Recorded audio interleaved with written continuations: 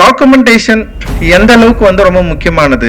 ஒரு டாக்குமெண்ட்டை படிக்கிறப்போ நமக்கு எந்த அளவுக்கு வந்து அது கூட வந்து நம்ம ரொம்ப கனெக்ட் ஆகிறோம். ஒரு டாக்குமெண்ட் இந்த வரலாற்றில் இப்படி இந்த மாதிரியான வேலைகளை நாங்கள் வந்து செஞ்சிருக்கிறோம் அப்படின்றத வந்து தெரிஞ்சுக்கிறது மூலமா, படிக்கிறது மூலமா ஒரு பெரிய ஒரு உணர்வு எழுச்சியையும் ஒரு மிகப்பெரிய ஒரு உந்துதலையும் நம்மளால வந்து பெறக்கூடிய தருணங்கள் எக்கச்சக்கமா இருக்கு. ஏன்னா வரலாற்றில் நமக்கு ஒண்ணுமே இல்லைன்னு சொல்லிட்டு ஒரு ப்ராக்டிஸை தொடர்ந்து நமக்குள்ள வந்து கேட்டுக்கிட்டே இருக்கும். தொடர்ந்து கேட்டு என்னன்னா ஒரு மனதளவில் ஒரு ஒரு கான்ஃபிடென்ட் இல்லாத ஒரு சமூகமா இதை வந்து மாற்றி வச்சிருக்கிறத வந்து நம்மளால புரிஞ்சுக்க முடியும்.